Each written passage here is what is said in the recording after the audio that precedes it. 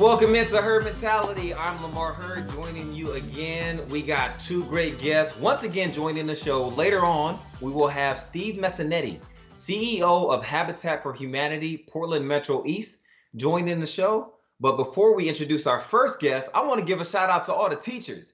This is Teacher Appreciation Week, and you guys are going through times unlike anything we've seen. I appreciate you. I know our world has grown in appreciation for you and all that you do for students and families. We just are behind you. We support you and just continue to endure, press on during these tough times. Thank you so much for what you do. Also, it is a month celebration for foster care awareness. It is Foster Care Awareness Month. And with that, I want to bring on our first guest of today's show. She is the president and founder of Project Never Again, and her name is Seema Steffany. Seema, how are you doing? I'm doing good, Lamar. Thanks for having us on the show. My pleasure, Seema. After meeting you back in early January, and we started talking, and my wife and I got a chance to just learn more about you at that time and all that you were doing, you were one of the first people we thought of that we wanted to bring onto this show. So I'm glad we are here. And with that, Seema, I invite you to tell the people, what is the purpose of Project Never Again? So, Lamar, in Oregon alone, close to 8 to 10,000 children enter foster care every year. Most often remain in the system. What many people probably do not know is that due to limited resources, child welfare caseworkers often have to remove these kids' belongings using trash bags or boxes, whatever they have handy. Their mission and the purpose of Project Never Again is to extend dignity and compassion to our children entering foster care through duffel bags. The trauma that comes by entering foster care is significant. So we want to give children an opportunity, a little bit of hope for something they can call their own and carry into their foster homes. What parts of Oregon does your organization now serve?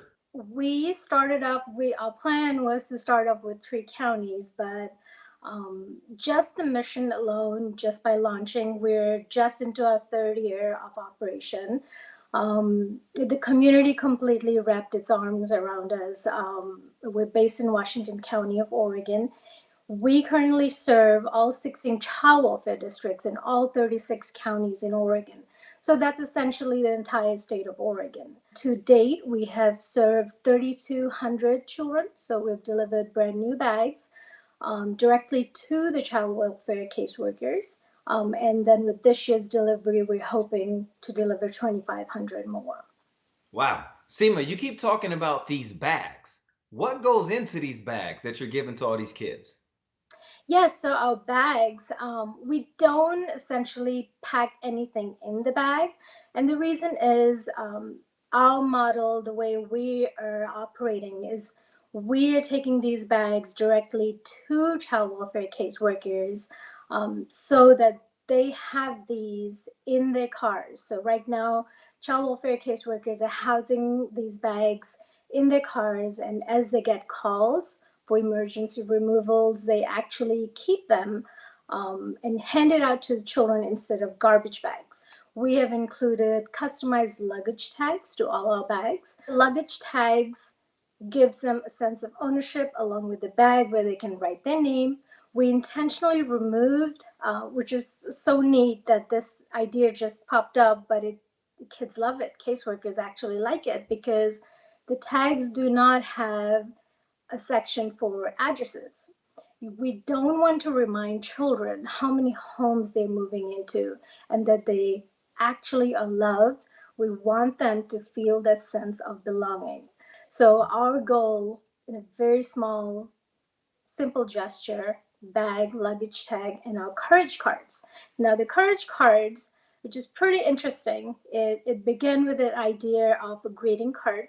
Then someone recommended, let's personalize these cards. So we have year-round volunteer events where people actually sit down and write hundreds of cards. This year alone, we already completed 3,000 cards. So amazing volunteers sit down and they actually handwrite, they decorate these and write words of inspiration for our children. And the purpose of this card is not essentially that, here you have a bag, you have a tag, and this is your card. I actually was fortunate enough to meet a child that was the recipient of our bag. We don't really get to meet them. This girl I met, I had no idea that she received our bag. And she said this was the first time that someone had written her a handwritten note. So that really meant a lot because our volunteers make this possible. So the three things that go in our bag, uh, pretty much the bag, the tag, and the card, collapsed all the way to DHS. How can people who want to support Project Never Again do that? The way people can help, we're a very simple operation. We have a mission, I would say a simple mission with a grand vision. We want eventually to make at least Oregon a state where children never ever have to use garbage bags to house their belongings. And to do this, we need our community to come around. Um, Very simple ways of volunteering. We do have events scheduled, but like our backpacking event, as the numbers grow, we would need more people to come in. So if you're interested in volunteering, we welcome that. You can always email us. The other way is donation. So Lamar, a bag, the way we actually ask for donations is $10. So $10 actually gets a brand new duffel bag, luggage tag, and a courage card. $10, if you look at it, you're making an impact where a child will carry this experience for a lifetime. So we're asking our community, if you can, $10 is all it takes to make an impact. So volunteering, donating, and become an advocate. The biggest problem that we are seeing is that people don't know that our children carry their lives in garbage bags. So if people don't know, they can't really help. So we need our community to become advocates for the most vulnerable children in Oregon. Seema, thank you for taking your personal story that could have been a woe is me and turned it into a here's what I can do for you. And because of you and your organization, so many kids around our state and hopefully beyond feel a sense of love that they may not have felt otherwise. Thank you for that, and thank you for joining me today. Coming up next, we will have Steve Messanetti joining us. He is the CEO of Habitat for Humanity Portland Metro East, and he will be telling us about special projects that they're working on for citizens of our community.